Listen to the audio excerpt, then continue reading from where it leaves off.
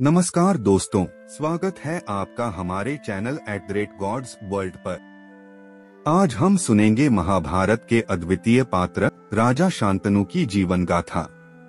एक ऐसे सम्राट की कथा जिनका जीवन त्याग, प्रेम और मर्यादा का अद्वितीय उदाहरण है। महान राजा शांतनु कुरुवंश के प्रतापी शासक और महाराज प्रतीत के पुत्र थे। इनके व्यक्तित्व में धर्म, नीति और शांति का अद्भुत संगम था। कथा की शुरुआत होती है पावन देवी गंगा के तट से।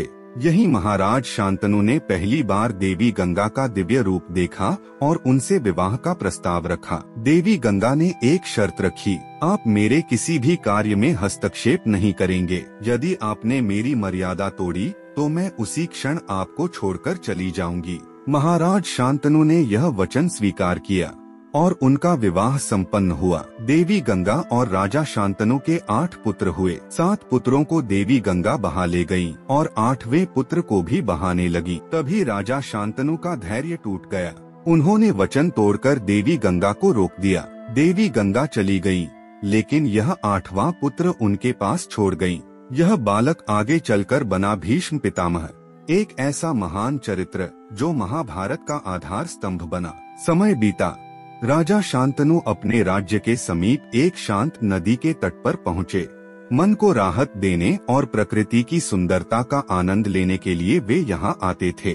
इसी तट पर उनकी दृष्टि एक सुंदर राजकुमारी पर पड़ी। उसका नाम था सत्यवती। शांतनु उसकी विनम्रता और गौरव देखकर आकर्षित हो गए। उन्होंने उसकी ओर बढ़कर संवाद किया और मन में उसके साथ विवाह का संकल्प लिया। सत्यवती के पिता, जो एक प्रतिष्ठित राजा थे, ने विवाह के प्रस्ताव पर शर्त रखी, सत्यवती से उत्पन्न संतान ही हस्तिनापुर की राजा बनेगा। राजा शांतनु का यह सुनकर मौन छा गया, क्योंकि पहले से ही राजपुत्र भीष्म उत्तराधिकारी थे। लेकिन तभी हुआ एक अद्भुत त्याग। भीष्म ने स्वयं आगे बढ़कर कहा, पिताश्री, मैं आजीवन अविवाहित और ब्रह्मचारी रहूंगा। मैं गद्दी का त्याग करता हूँ, केवल आपके सुख के लिए। भीष्म की प्रतिज्ञा ने पूरे आर्यावर्त को हिला दिया और इतिहास ने उन्हें नाम दिया भीष्म पितामह।